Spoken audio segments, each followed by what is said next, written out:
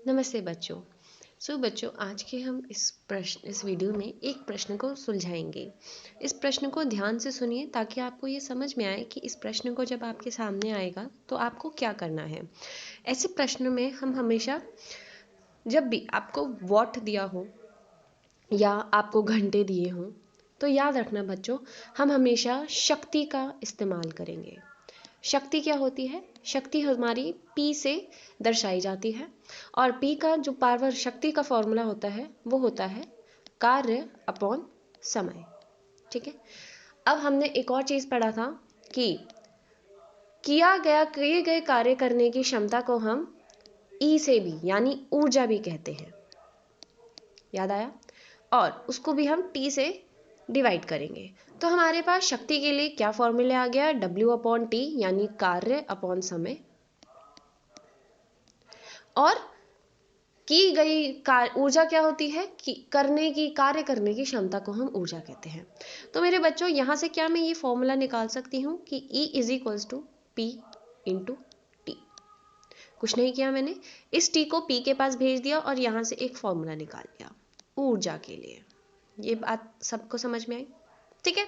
अब बच्चों जरा इस प्रश्न पे आते हैं।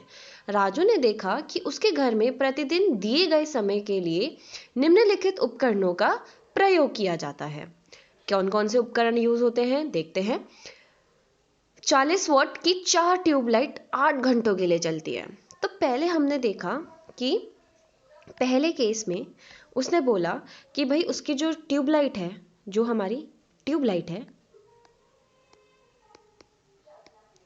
वो कितने वॉट चलती है? उसकी शक्ति क्या है? 40 वॉट। ठीक है। कितनी ट्यूबलाइट है? 4 ट्यूबलाइट है। ठीक है। तो हमारे पास 4 ट्यूबलाइट है और कितने घंटे के लिए चलती है? तो मेरे बच्चों ये हो गई 5 घंटे के लिए चलती है। तो बच्चों अब हम दूसरा केस देखेंगे। दूसरे केस में वो क्या कह रहा है कि भाई एक टीवी है, एक ही टीवी है जो 120 वॉट के लिए चलती है और कितने घंटों के लिए चलती है? 6 घंटों के लिए चलती है। और जो तीसरी चीज है वो है और जो तीसरा चीज है वो है हमारा पानी की मोटर। पानी की मोटर। ठीक है। इसकी शक्ति कितनी है? 1000 वॉट। अब बच्चों याद करो, शक्ति को हम लोग वॉट में लगते हैं। और ये कितने घंटे चलती है? 1 घंटा चलती है। तो चलो, अब उन्होंने कहा कि ये तो प्रश्न में दिया हुआ है। अब देखिए कि प्रश्न कह क्या रहा है। निम्नलिखित प्रश्नों के उत्तर दीजिए। तो सबसे पहला प्रश्न आपके पास आता है ए। ट्यूबलाइट को जलाने पर उसमें ऊर्जा स्थानांतरण को लिखिए। बच्चों जब हम ट्यूबलाइट को जलाते हैं, अब बच्चों याद रहा स्थानांतरण शब्द। स्थानांतरण शब्द मतलब एक ऊर्जा से दूसरी ऊर्जा में बदलाव। ठीक है। तो ट्यूबलाइट को जलाने पर उसमें ऊर्जा स्थानांतरण को लिखिए। तो बच्चों देखो, जब आप ट्यूबलाइट जलाते हो, है ना, तो आप कैसे जलाते हो?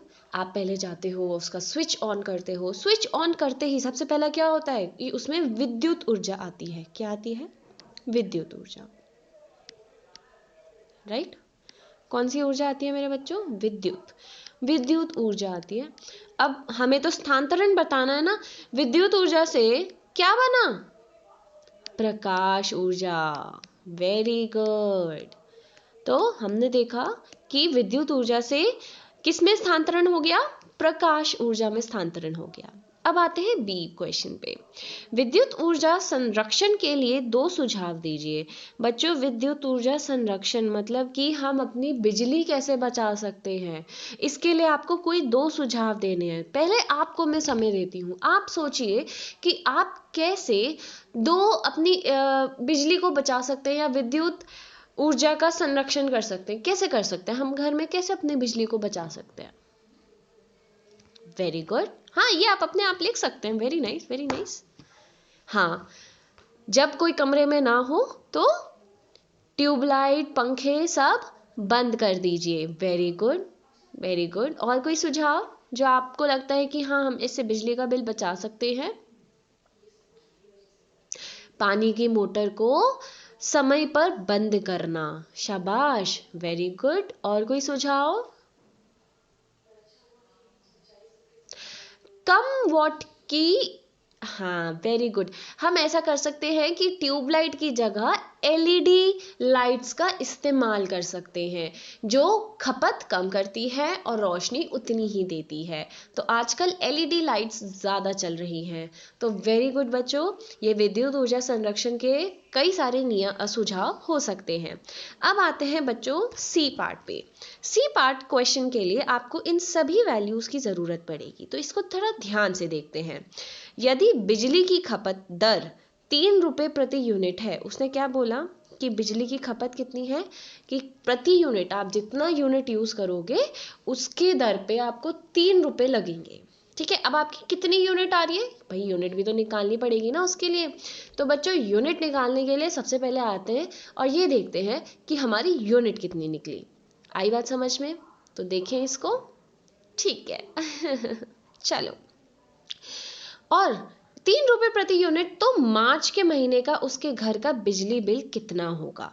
तो बच्चों अब आपको क्या देखना है कि भाई मार्च के महीने में अगर 3 रुपये प्रति यूनिट पे दर है, तो भाई उसका बिजली का बिल कितना आएगा। तो हमको ये जांच करना है। ये वाली बात सबको समझ में आ गई? पक्का? ठीक है। अब बच्चों हमने देखा कि